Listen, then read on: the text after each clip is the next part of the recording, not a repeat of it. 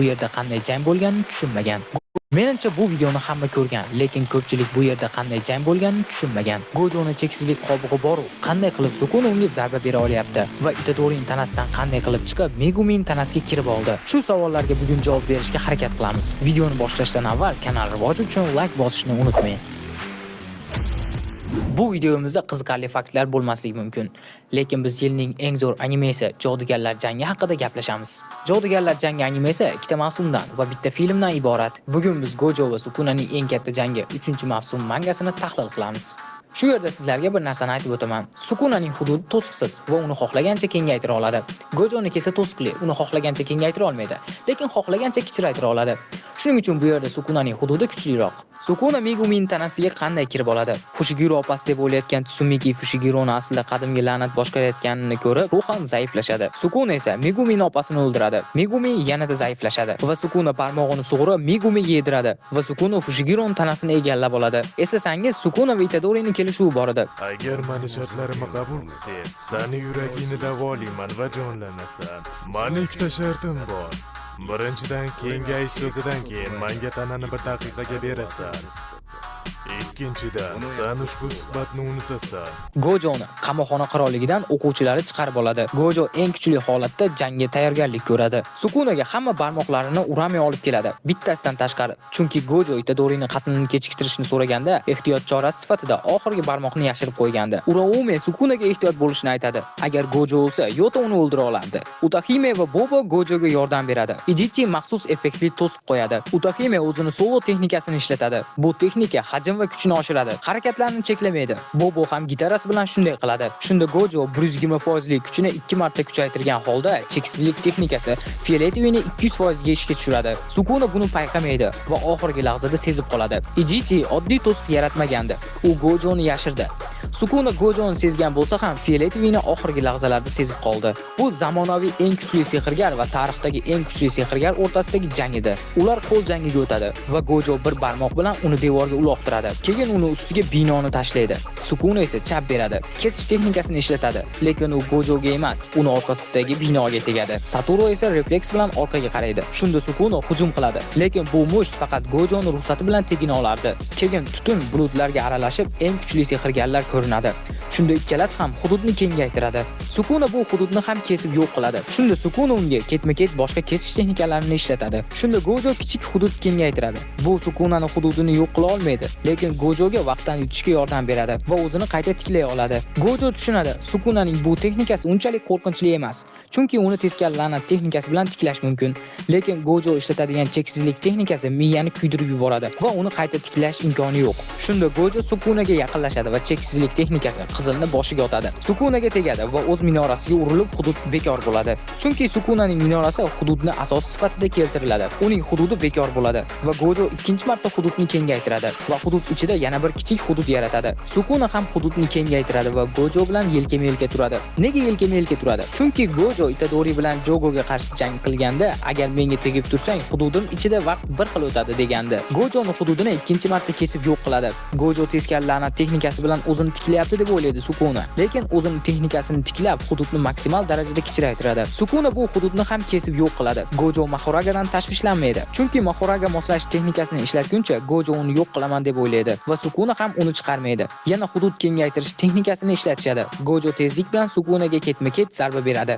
Sukuna o'z hududiga qochishga harakat qiladi, lekin Gojo uni tortib oladi va kuchli zarba beradi. Sukuna hududni kesib tashlaydi. Yarim jarohatlangan Sukuna jilmayib hujumga o'tadi va navbatdagi zarbani qabul qiladi. Gojo hududni kengaytiradi. Shu payt Sukuna ham hududni kengaytirmoqchi bo'lganda, Gojoning qattiq zarbasi tufayli hududni kengaytira olmaydi. Gojo tezkor hujumga o'tadi va uni ko'kragini bir zarba bilan teshib yuboradi. Shunda Sukuna Mahoragani chiqaradi. Gojo uni moslash texnikasini ishlatishdan oldin yo'q qilaman deb o'ylagandi, lekin u moslashib bo'lgandi. Gojo unga cheksizlik texnikasi bilan hujum qilaman deganda, Mahoraga hududni bekor qiladi. Shunda Sukuna paydo bo'ladi va Gojo hududni kengaytirmoqchi bo'lganda miyasi bardosh bermaydi. Shu yerda yana bir fakt. Gojo texnikasini ishlatganda miyasi zararlanadi va o'z-o'zini qayta tiklab turadi.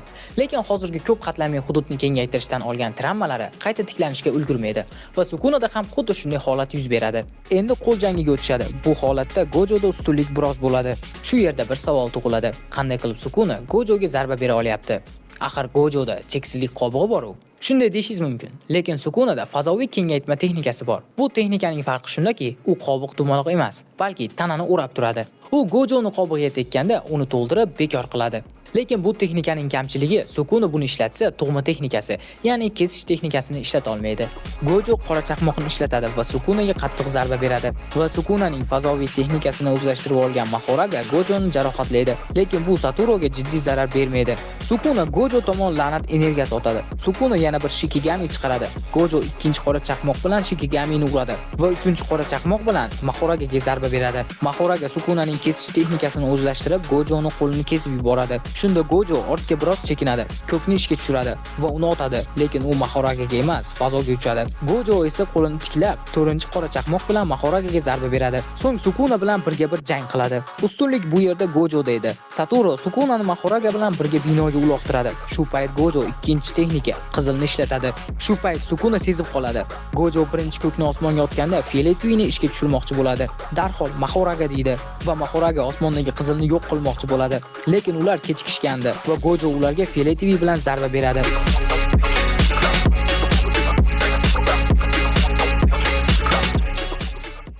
Hamma joy vayron bo'lganda, Sukuna esa arangan holda devorga suyanib yurib keladi. Shu payt Gojo ikkiga bo'linib yerga yiqiladi.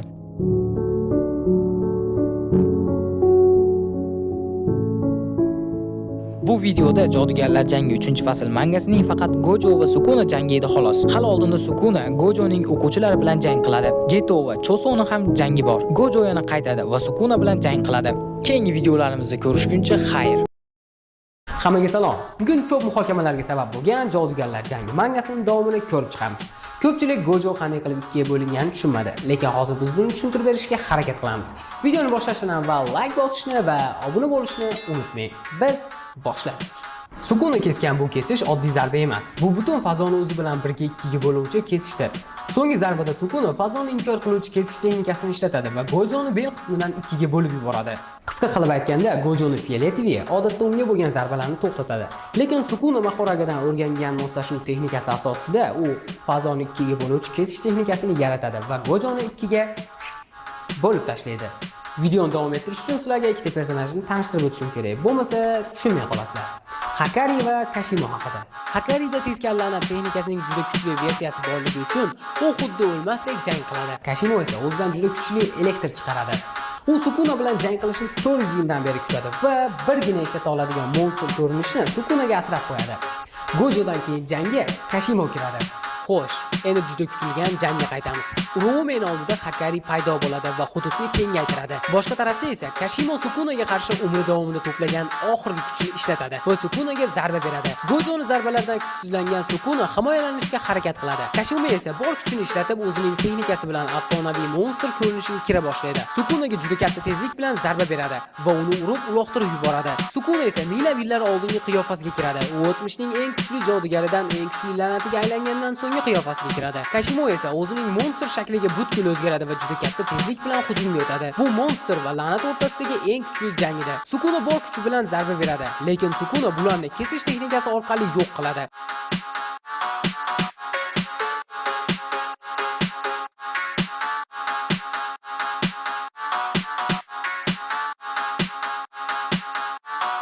Kashimoni juda qattiq jarohatlaydi. Shunda boshqalar ham paydo bo'ladi va Sukunaga qarshi kurash boshlanadi. Birinchi bo'lib Hiromi bolg'asi bilan uradi. Sukuna chap beradi va Hiromi hududni kengaytiradi. Shunda Choso qonli texnikasi bilan zarba beradi. Ino esa Kento Nanamini choppasi bilan uradi. Shu payt Hiromi texnikaviy qurolni ishlatadi. Itadori yon tomondan zarba bermoqchi bo'lganda Sukuna kesish texnikasi bilan jarohatlaydi. Hiromining qo'llarini kesib yuboradi. Orqasidan qonli texnika bilan Choso uradi. Hiromi qo'lini tiklab yana hujumga o'tadi, lekin Sukuna uni o'ldiradi. Shu vaqt Hiromi qo'lidagi qilichga aylanuvchi artefaktni Itadoriga beradi. Bu holat xuddi Kento Nanamining o'limidan oldingi holatga o'xshardi. Itadori qilichni ishlatib juda qattiq zarba beradi, lekin qilichning texnikasi bekor bo'ladi va Itadorini Sukuna jarohatlaydi. Itadori tezkor la'nat texnikasi orqali o'zini qayta tiklab oyoqqa turadi. Qilichni ishlatib juda qattiq zarba beradi, lekin qilichning texnikasi bekor bo'ladi va Itadorini Sukuna jarohatlaydi. Itadori tezkor la'nat texnikasi orqali o'zini qayta tiklab oyoqqa turadi.